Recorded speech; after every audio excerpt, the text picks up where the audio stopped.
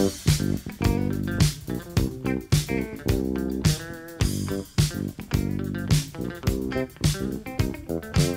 love cookies. I love cookies. I love cookies. I love cookies. Welcome to Cookies, the world's most influential basketball podcast. We are now recording live from the New Art Dealers Alliance. Andrew Huge. Cuo, what's really good? What's really good? What's really We're good? here looking at art. So many people enjoying paintings, sculptures. I saw a bunch of Ducatis. I mean, the crowd in front of us is a bit intimidating. Yeah. Just but pretend like they're all in their underwear and you'll be fine. that's what they say. That's what they say. I used to think getting over stage fright, I just picture everyone trying on bad jeans. Everyone's tried on bad jeans. Has your definition of bad jeans evolved over time? Like it went from being too baggy, now too tight, maybe it's too frayed, distressed denim at this point?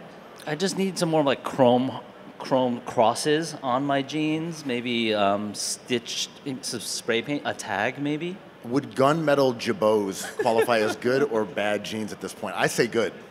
Are Cavaricci's back? Imagine everyone in gunmetal jabot jeans and your stage fright will dissipate. It'll just vamoose. What if you just put something basketball related on some jabots?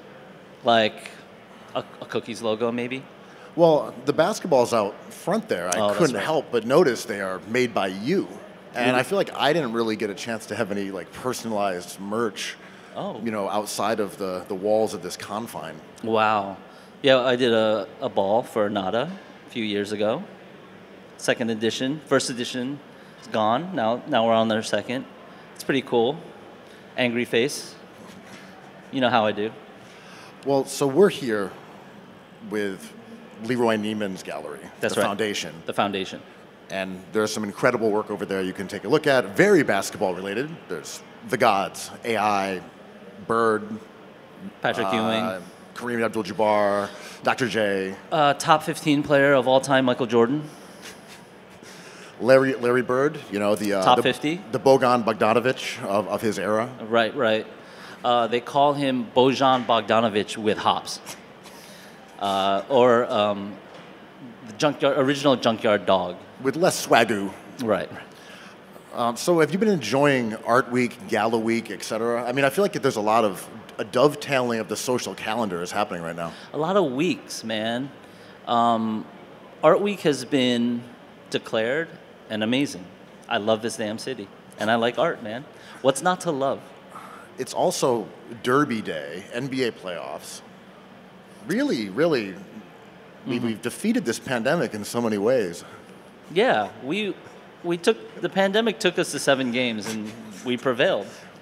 We won big. We had the dog in us, man. So Art Week, you are the artist here. Have you been experiencing the glory of Art Week like in full? I love it. I get to see all my friends. We beat COVID, as you said, so everyone is enjoying small handheld foods, great new bars, a lot of paintings, a lot of art, a lot of people texting about paintings and about art. So you're saying that here at Nada, the art world is thriving. It's thriving. Someone sent me the Patrick Ewing, Leroy Neiman drawing. 3 different people sent it to me. And I got to see it in person, and it's incredible. Can you buy it for me, Ben? Yes. All right, done. Deal. So I was covering some of the Met Gala after party stuff, and I went to an Instagram party. I saw, and you wrote about it for the New York Times style section. I did. Spill the beans, dude. It was a beautiful mansion on 78th Street. This was after the gala. After the gala. Beautiful mansion, 25-foot ceilings. You could fit several basketball hoops on Right. top of each other. So, paint me this picture. It was gala week. Go on. Yes, it was Gala Week.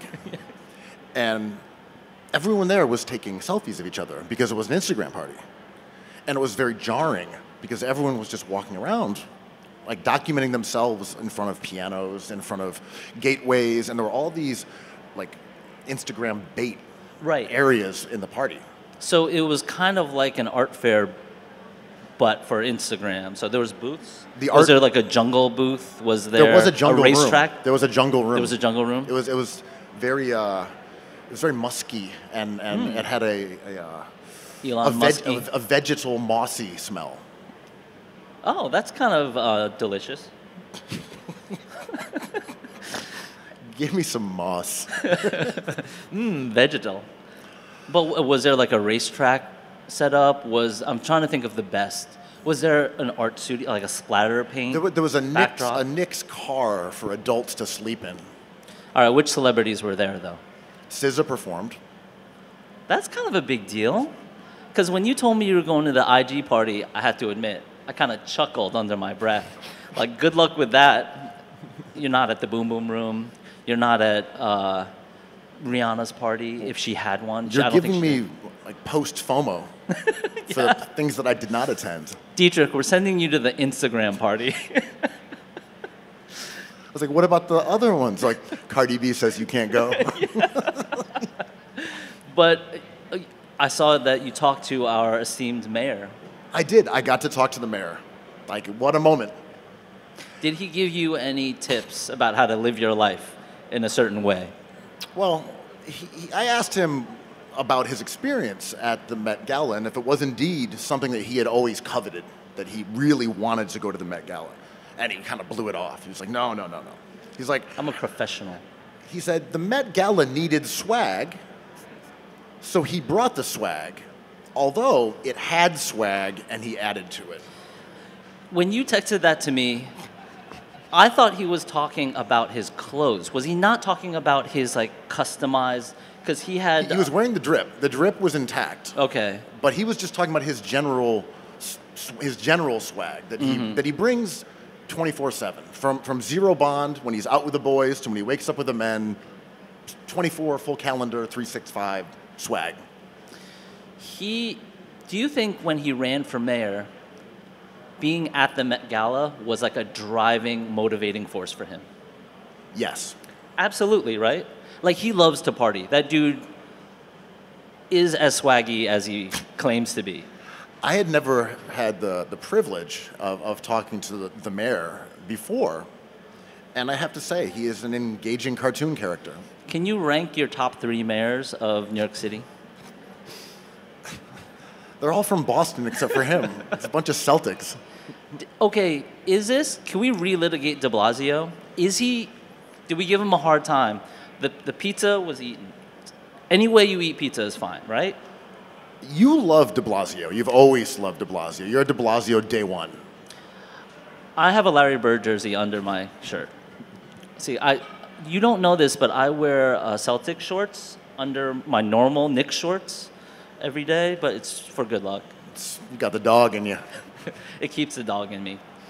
So when you're going around these events, these esteemed gala weeks, art galas, fashion galas, etc., are you being confronted constantly by people who want to talk about basketball? Last night I went to a gathering for Broadway Gallery, and all night, all I talked about was hoops. There was like, everyone was just kind of rolled up individually, be like, hey, I really want to talk about the Bucks. I really want to talk about the Knicks. Like, I heard a conspiracy theory that I loved, and we're going to... Share. No. Nate Lohman has his theory about State Farm Insurance. He's going to be on the pod next week. Wow, that's an incredible teaser that you put out there. Tune in.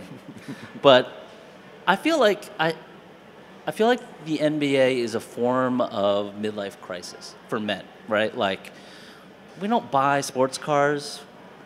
We have all the swaggiest clothes already.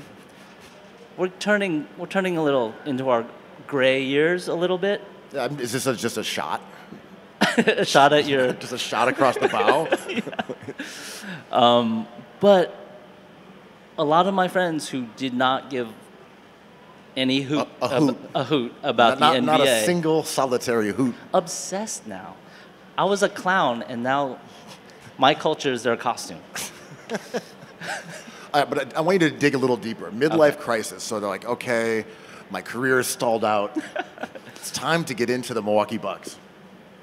I've made too much money. I hate my kids. Yeah, I'm done doing capitalism. I want to enjoy the culture of the NBA for its competition, for its style, for its swagger. All these things are appealing because you can be into the NBA and it kind of consumes like music, runways, like League Fits, my favorite Instagram account, right? It sounds like you're referring to the joy of basketball, sort of an umbrella term that could be used to describe all these elements of the game. I heard there's a book called The Joy of Basketball. Yeah, heard it's good. Amazing. You've always been to the NBA, but you are going through a midlife crisis. Absolutely. So does that finally line up? I think at long last, Yeah. I'm really comfortable with myself as a basketball fan. Well, you still slap glass. Like you played last night. I wanted you to come out and enjoy some small foods and NBA chat, but you were too busy crouch biasing. I was out there defeating COVID in the gym. No, I got hit twice in the face by a basketball, and in really rapid succession. I'm used to painful indignity, but not in like a 10-minute span. Was it? Were you not expecting a no-look pass or something? I think I was playing incredible defense with my face. How come you're not wearing a mask? Everyone's wearing a mask these days. It's You're saying like an Embiid mask. yeah. You miss an opportunity a little bit. What would your mask look like? I don't know. That's a tough one. I think you're really putting me on the spot. Maybe something Freddy Krueger-esque, perhaps. What if it was like a printout or a really accurate painting of what your face looks like? I would definitely wear that. That's creepy. Super, super gross. Definitely gross. So what happened? Did you fight? No, I just cowered and held my nose repeatedly, and now it feels swollen and red. There was no blood? No blood. Anyway, that was my experience. Got smacked around a little bit out there. Well, we were talking about like people around New York City, artists, musicians, people in fashion, like secretly being into hoops. I know a lot of these players who play in your run are like, you wouldn't think they had game, but. Yes. I think one of the things that's been great about like working within the realm of basketball is meeting so many people who are, as you described, like secret hoops heads. And there are people that I've known for years, only in in recent times have kind of come up and be like, hey, Yeah. I'm into basketball. I Yeah. play. Yeah. And we had Sean Thor Conroe on our podcast who wrote the book Fuckboy. And he mentioned that He's good. He played ball. Yeah. So I was like, you should come and play with us. And he did, and he's a baller. He's nice. He might be the best player in the run, right? I mean, It's present a- company excluded. It's a good group. It's a good group. You know, Right. we're not making any declarations up here. Everyone's great. Well, when we have our tournament, the Cookie Soups Classic, it's littered with painters who can. All right, maybe the question is, can you identify the style with the occupation, the in-game style? Absolutely not, which is No. great. So like Walter Price plays with us, super talented painter, and he's got his own style. He's just like working on his bag. His I'm whole gonna thing guess, is he a step bucket backs. getter? Does he get those buckets? He gets some buckets. Okay. But he's very much about using the moves that he has worked on by himself. So he goes out there and does a little step back. He does his crossover. It's like he's looking to integrate his like non-run work, which I think is cool. Right, Because right. most people don't really do that. He's clearly working on his game with the intention of seeing it be successful on Friday nights. Does Sean, the author of the book Fuckboy, just troll everybody? Is he a dirty player? No, he's He's a tough. distributor, right? He's tough. Right. He's a tough player. No, he's a scorer. Yeah, yeah. Good player. When are you going to play in the run? That's what everyone says. I walk around, everyone walks up to me, talk hoops, but the one question that is constant is, when is Quo hooping? It sucks because not only am I short, you would assume I had a handle. I cannot dribble. So I can't really do much on I played up until JV in high school. Not good, but I could hit a shot once in a while, but I can't do anything else. So you have no bag. I got no bag. I need to consult with our mayor about getting my swag back. Swag bag up? Yeah. But I probably won't ever play because I'm worried about, the last time I played, I kind of broke my finger. I dislocated it.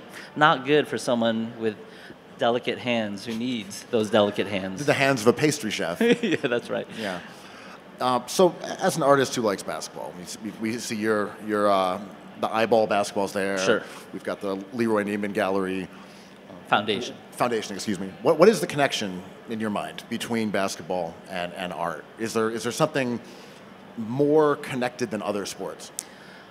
I don't think so, man. I wouldn't know. I think you're way off. But no. I think trying to connect those two, and artists have tried to connect it, it's like, the ball is life, you know? It's a metaphor for all these big... Sir, no, I thought this was jazz. Yeah. Were we doing the jazz basketball thing? It's sort of like when you see a painting, it's like, it's about a piece of music. And you're like, well, cool, you know? But I don't think there's much of a connection. I think if you're interested in it, it just is what it is. It doesn't have to have like a broader meaning.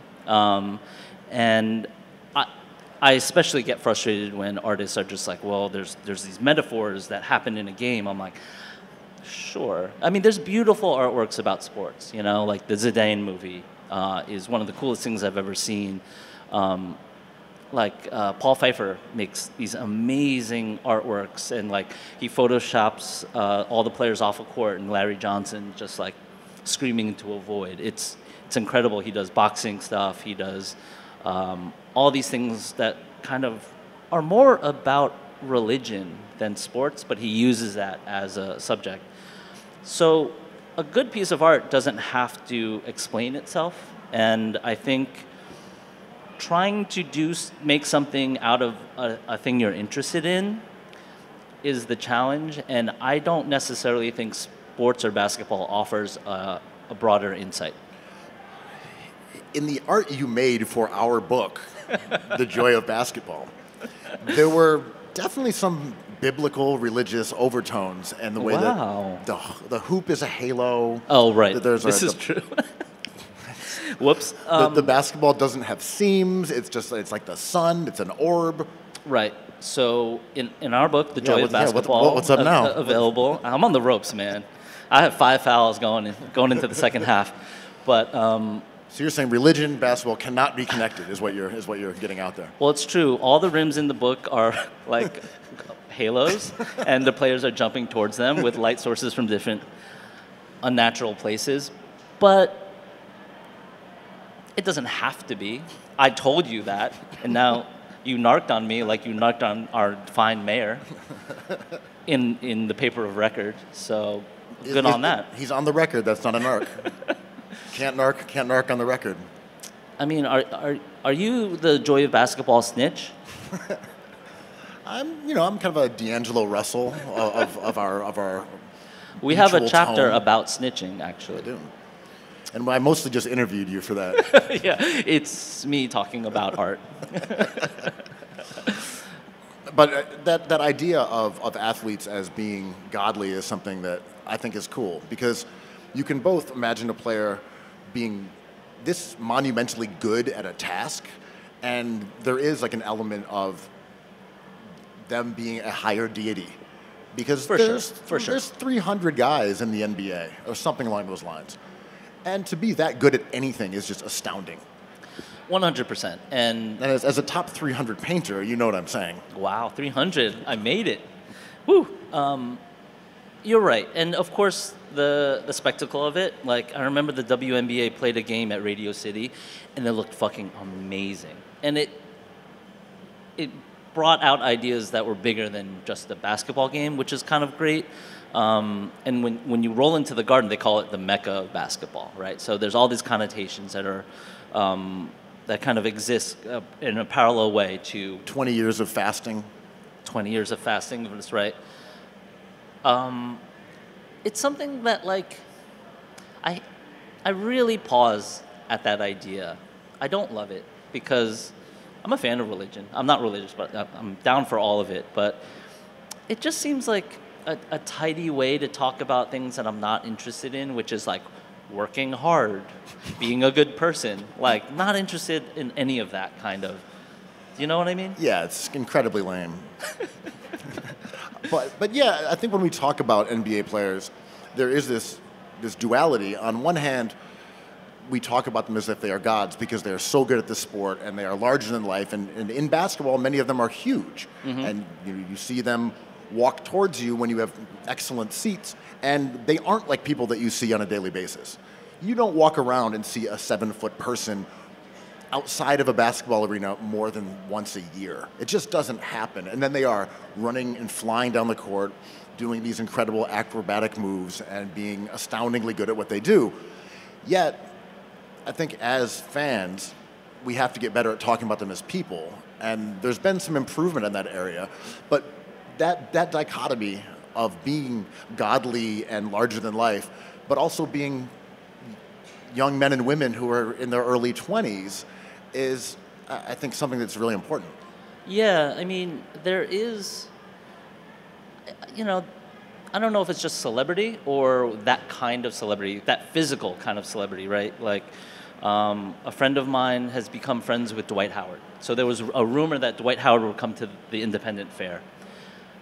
And just maybe a better example, as I'm name dropping here, I went to a book fair with Tyson Chandler once, and it was awkward. You are snitching. Thank you. Appreciate it. And he also was swaggy, like our mayor, but he was difficult to be around because he's 7 feet tall. He doesn't really fit in these tight spaces. So basically what he did was he just crouched in the corner, and we brought him cool books for him to read because it just didn't feel normal. I wrote a story for the New York Times about Amari Stoudemire and his forays into the art world. He's a collector, right? Yeah, he was a collector, and he was working on kind of being an intermediary between artists and art and auction houses and players that he had personal connections with. Right. I don't know where that is at this point, but this was a few years back. But the excruciating difficulty for someone of that size to do normal things was quite remarkable. Yeah. Where we'd get into the back of an SUV, and he would get in the third row and kick down the second row, and then have his feet stuck directly out against the back of the driver's side chair. I think that visual makes sense, right? Yep. Like, he can't sit in any row unless he's in the third with his feet in the front. And that's just how he has to get around. Yeah. On the Amin Al-Hassan told a story the other day on his pod where Keon Clark, Raptors legend Keon Clark, had did something, a minor infraction, and ended up in jail. So he had to go and bail him out. And the cell was too small for him, so when he rolled up, his legs were sticking out of it. It just wasn't built for a man that size. I always believed in Keon Clark. Keon Clark was a secretly great statistical player, right? Shot blocker, rebounder, high percentage. Deflections. Actually, I don't think he scored that well, but I feel like in this modern era he would have. Did he? He was a Knick for a second, right? I mostly remember him on the Raptors and somewhere else, I think. Right. Anyway, I was a Keon believer. Nerlens Noel before Nerlens. When you mentioned Amari Stoudemire, there was 5 years ago, it felt like NBA players were getting really into collecting art. It seems to have waned a little bit.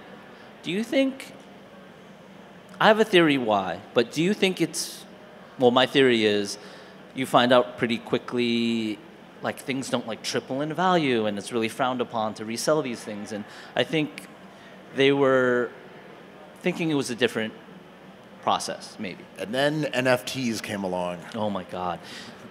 Maybe so.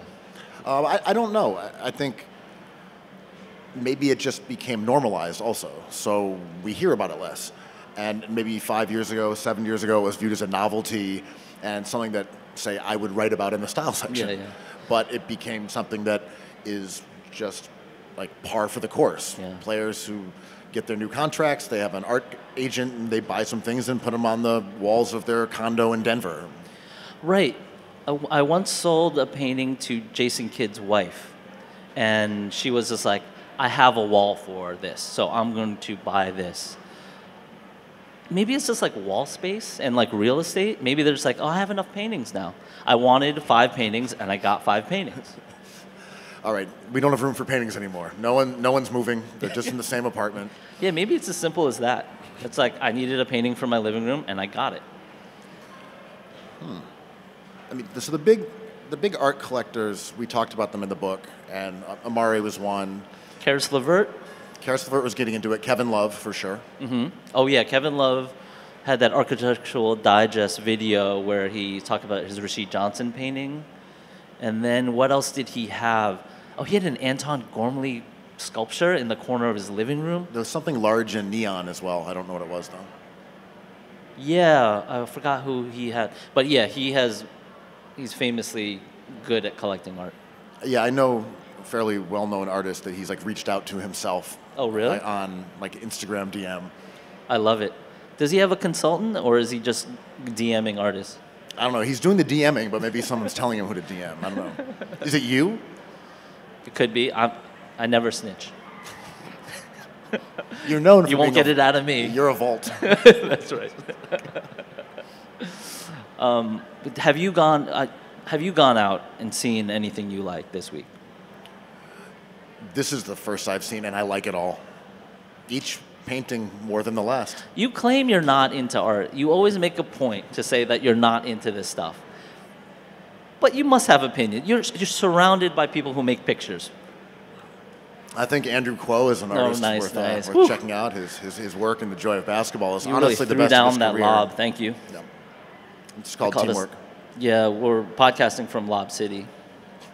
I mean, I think I've played in here before. There are hoops on the ceilings. Oh, you've played in here at the NADA tournament, and something went down. Well, that was outside. I know, but can you tell everyone about the Fuck You 3?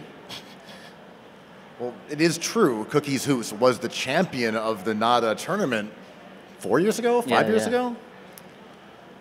That was a great day. And a the great day for NADA and Cookies Hoops.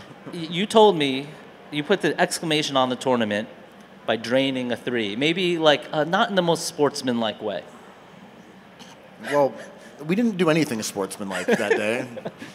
We were playing a bunch of young, exuberant athletes, and we just slowed it down to a crawl. Because when you get wise, like I am, you realize that you win tournaments based on the rules.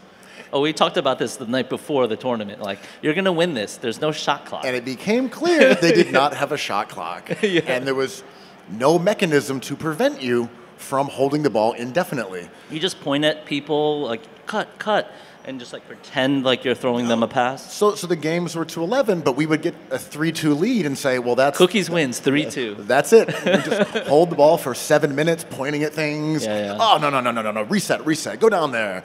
And the other team was just watching the clock, and they would follow you, and you'd be like, cool, check ball again. But you also had a Jordan-esque player on your team, our ex-podcast partner, Jordan Rodelli. We had Jordan, and we had our guy Flip, who people accused of being a ringer, but was not a ringer. He was good, though. He's good. He kind of had the dog in him, though. I mean, people might have thought he was a ringer because he had neck tattoos, but no, he's just a friend who likes to play basketball. That's right. And sort of like Michael Jordan, Jordan Rodelli got gassed early and was useless after the first game. But he had He quit on you. He had a big game early. Yeah. Then he requested a trade. Like Michael Jordan, he quit on you. But that, so you're not going to say it, but there was a final game. There was a drama about who won enough games and who lost enough games. So you had to play an extra game to win the tournament, and you were so frustrated you drained a 3 inappropriately. I think that was the only time we actually scored 11 points. All the rest were just milking the clock. It was a heated day. There was a lot of emotions. It's also strange that there was a basketball tournament outside of Basketball City. I know, and I wanted to throw a tournament. I was like dreaming of throwing a tournament like for this NADA, but you didn't have that dog in you. And I didn't have that dog in me. It would make sense. It would be indoors, right? Are you trying to get one like going over here? I'm trying to get a game going right now. The Leroy Neiman booth has a little basketball. Oh, that's right. Up there, we could get it going over there. Yeah, it's like a regulation 11-5. Yeah. Yeah. Yeah. Should we talk at all about the playoffs, or just want to avoid the playoffs? Let's avoid the playoffs. I want to... Can we get some Knicks pathos out of you at least? Yes. The Knicks... Just collapsed immediately. It was like the Knicks. Trails off, staring into the fluorescent lighting. I feel like New York sports has made me... I'm a fan of the Knicks, and it's made me a worse person. I know I've vacillated between it's made me a better person or worse person. I've always thought that the Knicks made you a better person, but you started as a bad person. Right. It's made me kind of like a nihilist about many things because there's like participation trophy kind of feelings I have with the Knicks. Like, well, at least we played 82 games. That season happened. They all wore uniforms this year. Not one player went out there without his shorts. And you can you love all your kids, but there is the terrible one, the ugly one, the one that's bad at everything. And that's the Knicks, right? I love them to death, but and I'm an apologist. I think they're doing great. I think New York City's looking up. We beat COVID, we got the swaggiest mayor, and we might get the Draymond Green clone in the draft this year. So you've fixated on someone, haven't you? I've fixated on so Jeremy Sochan. every year you do this. You fixate on the guy. He's always available. I do. You always get your hopes up, and the Knicks take someone else. They take Obi Toppin instead. I was crestfallen when they pass up on Halliburton. But this year it's Sochan, baby. Go big or go home. So you have a unique perspective on being a Knicks fan because during Linsanity you peaked. Oh, I peaked. And you've realized in a nihilistic way that you can never ascend to those heights again. You had the ultimate high, and you have recognized rightfully that you can't even chase it. There's no point. That was my Super Bowl. That was Linsanity Week should be celebrated every year in New York City. Like Gala Week. Yeah. Linsanity Week. Yeah. I think we've talked about this before, but New York City is a better place when the Knicks are good. It's just like people go out, people are happy. I asked a cab driver this. I'm like, do you think when the Knicks are good, business is better? He's like, 100%. And then people always say this, of course. The NBA is better when the Knicks are good, but I think it's fun to apply that to any team. Like, the NBA is better when OKC is good. That's not true. Sure. I don't think people are that excited about the Milwaukee Bucks. Phoenix Suns, do we care about the Phoenix Suns? No. No. We don't want them to win. So you're really a bing-bong truther. It's just different. It's just different when the Knicks are good. How has that video aged? Is it a good thing? It's like, I was thinking about, you know how the big trade that happened this year, James Harden for Ben Simmons? I heard about that trade, yeah. It went down, and a lot of people have takes like, who won the trade? Ben Simmons played 0 games, therefore he's a 0 asset. Harden, no matter what happens, won the trade. But it kind of will backfire when Harden gets old and Ben Simmons gets better, and in 2 years, the Nets won the trade. It's hard to tell in the moment. Where was I going with this? Sorry, I lost my train of thought. Yeah, where were you going with this? I'm drifting a little bit. You're talking Knicks. You wanted Linsanity to be a national holiday. That's right. Does this get anything rolling? The ultimate high. Bing Bong. Oh, Bing Bong. That's right. The red cafe, the Jada Kiss, the Uncle Murder aesthetic of the Knicks fan in 2022. So is that Bing Bong video amazing? The best thing we've ever seen. In 4 days, the worst thing we've ever seen. Is it good again? So I'm going to snitch. Cavaricis? I'm going to snitch a little bit here. Why? So we had a tournament coming up. Oh, that's right. Right around the time of the Bing Bong video. And we had a shirt that said Bing Bong on the back. And we pulled the plug on it. We yanked it last second so wisely. So what? Because the 2 days it took to make that T-shirt, it had become like the lamest thing in New York City. It's like, ooh, this thing does not have a shelf life to it, right? But that's our natural instincts kicked in. We said danger. This Bing Bong is danger. Like Gerbeau jeans, it's going to come back frantically, right? We're going to be Bing Bong Nation again. On the other hand, if a shirt said Bing Bong and you found it in 10 years, you'd laugh. Yes, it's sort of like For posterity, the Bing Bong shirt kind of would have been amazing. my best jersey in my collection is the Andre Miller jersey. I got Marcus Camby. I got a Michael Jordan somewhere. I think I have 2 Iversons. Those are boring. The worst ones are the best ones. And I like when you put the year on everything, just knowing that it has a life cycle, that it seems old and useless within 3 years. Like, oh, that's not old. But now we get to 15 years, all of a sudden it's a 2022 shirt in 2037. My friend for the last 25 years has been collecting small works of art from like his friends, artists he meets, but he collects the bad artworks. So he's like, I want the one that they don't like. The one that like is on the floor, is a different style, something that's not their signature style. His collection sucks. It's just like, I'm like, yo, these are the worst artworks by such great artists. He's like, yeah, I know. I thought I was doing a thing. But like, is this a photograph taken by a painter? Can you sell them some stuff? I'll sell my worst stuff. Hells yeah, half price. Like, yeah, I got some photos on my phone I'd like to pawn off. Have you ever collected? You're a basketball art collector? I have Quo pieces of art littering my home. You do. There's like a Nerlens Noel, there's a Jeremy Lin, there's a Joel Embiid. That's Yeah. all the art you have. There's a couple other ones in there, but it's mostly your stuff. Some Mexican street art, you know. Oh, that's right, For the that's right. culture, for the culture. You got some prints of some basketball players. They're for sale. You could purchase them. One of my friends was going to start in a basketball gallery and decided just to make it a gallery. Is I that think he made a wise decision. He took Bing Bong off the back of his gallery. Yeah. It's like, by the time I open this gallery, basketball might be not as good. Little did he know the midlife crises that were on the horizon. Actually, I do know someone who opened a small gallery that was basketball oriented around West 4th. It was like near the cage, but it was a temporary thing. I think was like, like a our friends pop-up? like Eric Elms were involved and Oh, some okay. other people.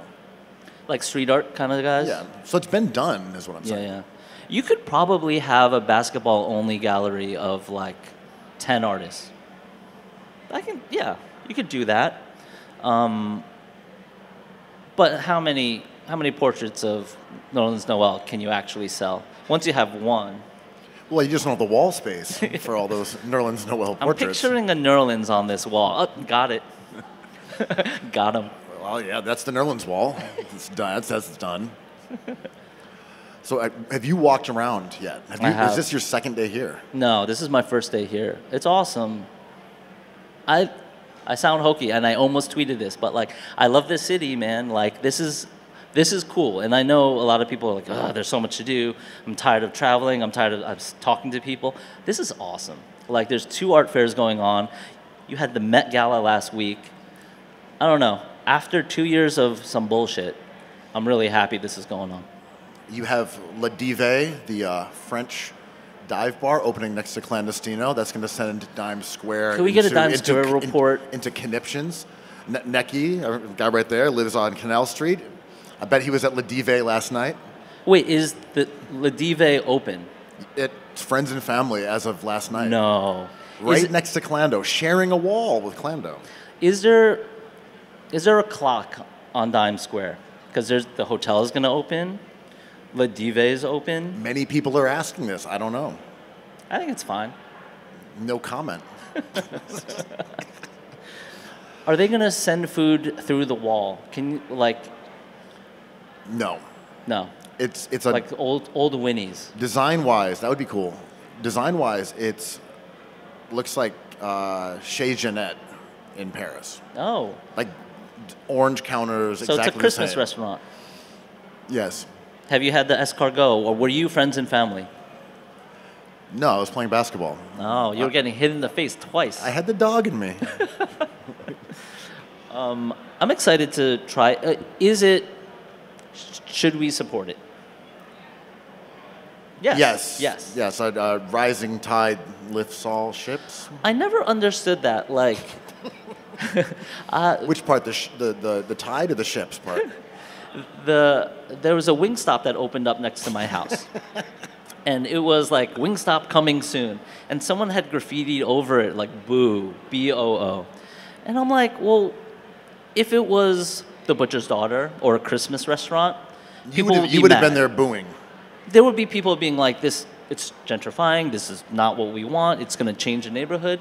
The Wingstop is actually what the neighborhood wants. It's always crowded, there's always delivery people in there, it's doing great. I don't know what, people just don't like new things, right? It's not that they're ruining the neighborhood, it's just a new thing. I'm still just thinking about the phrase booing and like lustily booing. Because that would be like, oh, it's like super horny booing. Like he's lustily booing. Boo. Like booing with like lust in your heart. But booing. 2 O's is fine. 3 O's, you're pushing it a little bit. 4, you're just crazy. That's lust. I have like a little more boo content. So I was looking at a list of the most popular names of 2021. It's from the census. It's the real deal stuff. It's official tissue. The number one boy's name was Liam in America. Liam. I would not have thought that. You had Oliver for women. You had Olivia was way up there. But the name Harper was one of the top 10 for girls born in 2021 in America. And someone said maybe they just like To Kill a Mockingbird. And Isn't that the reason? I was like, but Boo Radley, nowhere to be seen. Wow. Just talking boo stuff, you know? Yep. This is just boo talk. Boo content, Mill.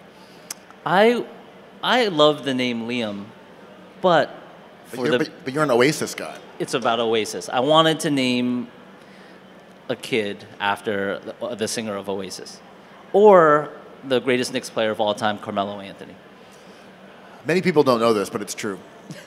Andrew fought tooth and nail to name his son Carmelo and was shut down. Denied at every turn. I still. What about Carm? Carm, that's a good name for a boy. Carm. Is that the Sopranos though? It's a Sopranos town. Yo, people have been hanging out in Little Italy. Have you noticed? I guess there's a new club there. I guess the Nada Party was there last night. Is Little Italy back? You're talking about Ciao Bella? The gelato spot? No, it's Ciao Bella. That is a Ciao Bella. Okay, it's Ciao Bella. Yeah. Is Little Italy back? I got a slice from Little Italy last night. It's not what it used to be. As a San Gennaro day one, Oh my God, so many rats. I feel like San Gennaro was exactly the same forever. You go back and read like Thomas Pynchon's V, it's exactly the same. Still talking about sausages and flags and fireworks. San Gennaro might be the worst 2 weeks in the entire year. Everywhere, throughout the world. So Linsanity is number one. San Linsanity is Gennaro. number one. Is San Gennaro 2 weeks? I swear it's like 6 months. Well, how long is the feast? It's like 17 days It's a or something. long, right? long fucking meal. How many sausages every day for three times a day? I'm tired of these sausages. All right, I'll have another. That's going to take like 30 seconds off your life. 15 seconds. Each sausage is like at least 45 seconds. No, 25 seconds. I like that weird candy. What do you call that white candy with the almonds in it, and it comes in a big hunk, and they chop it to bits for you? It's like marzipan or something? No, it's not marzipan. Anyway, it's an Italian delicacy. What about those like deep fried pastries that are covered with sugar? Zeppelis? No, they do Zeppelis, but maybe this was a Rochester thing. We have a different culture up there. We did the garbage plate pod already. No, I'm not even getting into the garbage plate. Right. We used to call them pizza frita, and it was like fried pizza dough, but with sugar and cinnamon on it. Maybe that's just another local treasure that hasn't been exploited in Clinton Hill yet. How come they don't serve this stuff in Barclays or the Garden? Like San Gennaro stuff? They should just do San Gennaro in the concourse of MSG. So you're saying that worst 2 weeks in the world should be Lines up. replicated Right. year-round in your favorite place. Right. I'm surprised no one has. I think you're lying. Am I snitching again? No, I think you're being truthful.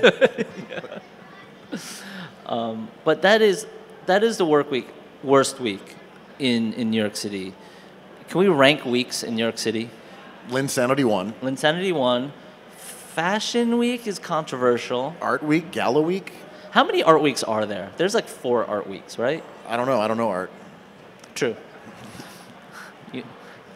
What other weeks do we have? Well, Fleet Week. Remember they tried Restaurant Week and it didn't work? They gave everyone coupons to go to restaurants. You can finally get into like 11 Madison, and it just kind of fizzled. I think I hated Restaurant Week. So many sausages. You had sausages like 3 times a day for 17 days. No, that was pre-Restaurant Week. No, but remember Restaurant Week just had a way of making you feel very, very poor?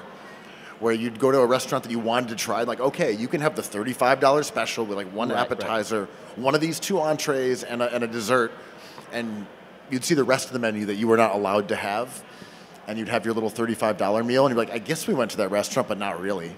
We kind of faked the funk. If you really hate one of your friends, you give them a gift certificate to a good restaurant. Because at the end of the meal, you have to present that gift certificate and be like, can I use this? It's just like the worst feeling. It's like, here you go, here's a $300 gift certificate to 11 Madison. No, it's 20% off. Just like slide it towards the server. 20% off appetizers. Yeah. You put under your martini glass, like, oh, look what I found. $300. So did you hear about this restaurant that opened in Fort Greene? I think I sent you a link. And like, no disrespect, I've never been there, but I read the review of a place called Dinner Party. My God. It's called Dinner Party. Right. And the idea is you go and you sit at communal tables with people you've never met. Right. And they serve you your food on like mismatched china. And the menu changes daily, so there's no consistency at all. And it sounded like the chefs were kind of amateurs. And it's 3 hours long. So, like, maybe it's great. It got a positive review. But every sentence that I read, my skin began to crawl more and more. I'm like, by the end, I'm like, I was trembling. Andrew, I was trembling. Like, I couldn't imagine spending 3 hours in this place. Again, never been. It could be great. Mm-hmm. But it really triggered a lot of things that I dislike. And I was wondering maybe they could even add details. Like, it's always charmingly 92 degrees in the dining room. And the bathroom is incredibly close to the table with very thin walls. This has like style section written all over it. When are you gonna snitch on this restaurant in the New York Times? Meatballs. It's called journalism. Yeah. I mean, it depends on who's making the food, right? And it's always gonna be meatballs. It's just always gonna be meatballs. They literally had meatballs in the photo. Meatballs in the photo. A bunch of carrots in the photo. It's going to be a bunch of roast chicken. You always have a friend, and sometimes I'm this friend who takes pictures of the food they make and is like, someone's got to come over and help me eat this food. I made too much. Can someone eat this kale soup? You were torching our group thread with your short rib saga. It was 3 days of you inundating our chat with pictures of raw meat. How'd it turn out? Well, I decided to duplicate Il Buco's short rib at home, and I needed to show people that I was doing this over the course of several days. So you were inundated with, like, here's the salting, here's the marinade, here's the peppering. Anyway, it was great. And then you went to the restaurant and sent back photos of the real thing and made me look like a clown. That's right. I think I want to try this restaurant. This is a good idea. Can we throw a basketball-themed dinner at this place? What would we serve? Meatballs, obviously. Meatballs have to go. Yeah. So how do you feel about the name Dinner Party for a place? Is it saying, hey, I'm going to dinner party? A dinner party? No. Dinner Party. I love it. It's great. I was talking with a friend yesterday who's opening a coffee shop, and he said, I think we want to call it Cafe The. Oh, that's tough. I was like, ooh, Cafe The? Someone named their new restaurant the Spaghetti Cafe, which is amazing. All right, that's possibly the best name. All right, that's fire. Yeah. Can you just make everything French? At the Christmas. Cafe The? Yeah. I don't think it's going to be Cafe The. I talked him down. There's There's a cookie restaurant called Ben's Cookies. Unaffiliated. Man. So what else you got planned for the art week, though? People want to know. They want to follow in your footsteps, in your size 17 footsteps. I'm going to check out some more art. We're sitting in a location that's really close to the immersive Van Gogh exhibit that took New York City by storm. There was street teaming, like there was like this way to the Van Gogh, this way, like go this way maybe. It was like a play on his name. Did you check it out? I did not, but I was wearing one of the very nice Schritz Van Gogh hats. Oh yeah, that I'm a big you fan. made. And when I was wearing it around, people would say, "Hey, did you get that at the exhibit?" And I'd have to like explain that I didn't, and I got it from you, but that you had designed it off of the exhibit. That you loved the exhibit so much, rather than Van Gogh, that it was an experiential hat. I love wearing the band shirt to the show. That's like my favorite thing. I think I was wearing my Van Gogh hat at the immersive experience, and you're a fan. I'm a fan, and someone had asked me if they had sold out of that in the store because they didn't see it, and I just said yes. I didn't really want to explain. Did you like get any Van Gogh autographs or anything while you're there? Get him to sign your pectoral. Yes. Well. I did. Yeah. Yes, I did. It was a very controversial exhibit. People thought it was a disservice to the artist, a disservice to the experience of looking at the Starry Night painting, or his. You sound like you disagree. It was awesome. I love this stuff. I think they're doing a Frida Kahlo one. Like, I like a planetarium. Show me a planetarium, I'll like it. You sit down, you're in the galaxy. Remember they used Are there still planetariums? Yes. I want to take I feel Carmelo. like they've just moved out of the news cycle. Like it used to be planetarium this, planetarium that. Remember there used to be parties in up at the Natural History Museum? They used to have DJs at the planetarium. With the big whale and whatnot? Yeah. That was a thing. They stopped doing that, but they used to have like, I don't know, Animal Collective did one. I think like, did Diplo do one? It was awesome. I was at a benefit that Pharrell threw there. What was a benefit for? His big hat? Yeah, he was hat. putting some money together to get even larger hats. Each hat larger than the next. It's come to our attention that Pharrell's hat is too small. Right. We were going to need some help on this, folks. Right. Give till it hurts. Well, what was the event? I think it was a Pharrell event for some fabric that was made from plastic harvested from the ocean. Yo, my friend worked on that. That's crazy. So I was not invited to that event, but my friend was working on that for like 10 years, and then it didn't work. Like, the fabric didn't work. I think they ran into like a problem, like a lot of these well-intentioned ideas, like it creates a larger carbon footprint than the actual thing. Like, so we had to. Well, the byproduct for our new fabric is more plastic in the ocean than we took out of it. It's a digital image. You don't have to like use paint and hang it on these rare walls. It's like, well, it guzzles up the energy of 2 suns. Yeah, it's actually worse for the environment than like, I don't know, several nations. But now you have room for so infinite Nerlens Noels. No one else can have this. Damn it. There's a certain lack of NFT swagger at these fairs. I thought we'd see more. Well, they're saying the market's crumbling. I don't know who this offends. They're saying the market's bottoming out on NFTs. People aren't using their NFT wallets. I love like the guy who bought the original tweet from Jack for a couple $1 million, wanted to resell it, thought he was going to double his money, and had maybe like a bid for like $700 or something. Like, if you couldn't resell it, what would you pay for it? Like, if he's like, look, I have to get rid of this, but you just can't resell it. What would you pay?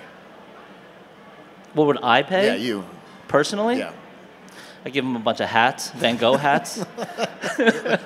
No, Listen, they're sold out everywhere. I was like, I don't know, man. Like, I don't like $15. Like, yeah, $15 sounds fair. Like, you could get 2 beers with that. Right, like, you know, when people were buying Dogecoin as like kind of a joke, and it went up. But like, that was a good lesson in that. It's like, how much are you gonna pay for this joke? It's like, well, $100 is kind of pushing it, but we're at the bar, so like, I'll drop 100 on it. I just feel like when you take the speculative part out of it, and you're just looking at Jack's first tweet for its artistic merit, $15? 7? 15, 7. Is it wiser to buy screen grabs of tweets or the worst artworks by good artists?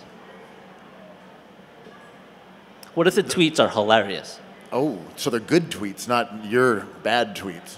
They're like, what if they're hilarious cookies hoops memes? Like, Oh, those are Priceless. their value is not speculative. It's Yeah. strictly artistic. you don't want like a ceramic mug made by the best photographer in Times Square. You want that fire cookies hoops meme.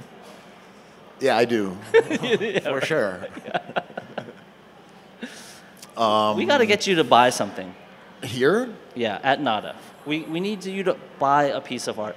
As someone who, is there any kind of, I don't know, framed tweet that's $15? listen, like, artists are now into basketball. They're using your culture as their costume. You got to repay the favor. Wait, if you need to become an artist, what kind of painter would you be? Oh, I know you have skills, man. You used to paint a little bit. What was your tag? paint. I went by Dr. D.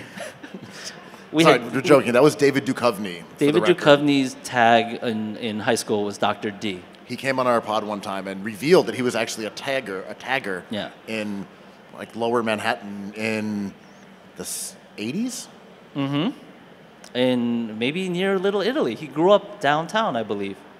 Dr. D. Classic pod. Oh, God. I wish I could listen to it right now instead of this one. Maybe you should be a basketball painter. No. I refuse. I'm not gonna cheapen your art that way by dominating it in the paint.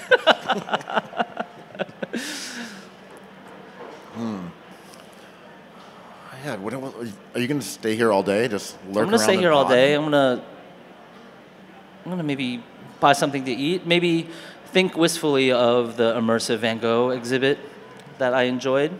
Oh, speaking of wistful, is Gaia reopening soon? Gaia is one of our favorite restaurants. After we used to pod back in the day, we'd go right to Gaia. It was a restaurant that was kind of like the concept in Brooklyn, where the chef would be like, "Hey, I'm really busy. Can you just like help yourself to like the plate of food you ordered?" And you go into the kitchen and like take your food. It was awesome. And she was really mean to people that she didn't like, which made you feel special when she was like just kind of casually brusque in your direction, which Yeah. I thought was very charming. But it closed down during the pandemic, and when I was walking through the East Village a couple weeks ago, I saw a new sign, and it's on 3rd Street near Avenue C. Gaia's coming back. Gaia's back. Does it still have the same? Does she recreate that vibe? I feel like she's got one vibe. No, this one's really techie. It was strange food. It was like a bunch of baked stuff inside pizza trays, for like dough. And it was just like you name your combination and she would just put them all together. Meatballs, like every other restaurant. Every restaurant, everyone has a meatball. Well, are we done here or what? Well, this has been an amazing pod. We want to thank the Leroy Neiman Foundation. We want to thank Nada, our friends here at the fair who joined us for this pod. And man, I had a blast. This was another perfect pod. Yeah, a lot of people said you're not going to be able to pull off a perfect pod, in the unfriendly environment of the New Art Dealers Alliance. And I said, no, they're friendly, and it will be a I perfect love pod. cookies. Every game is a home game. Cookies. I love cookies. Cookies. Cookies. I love cookies.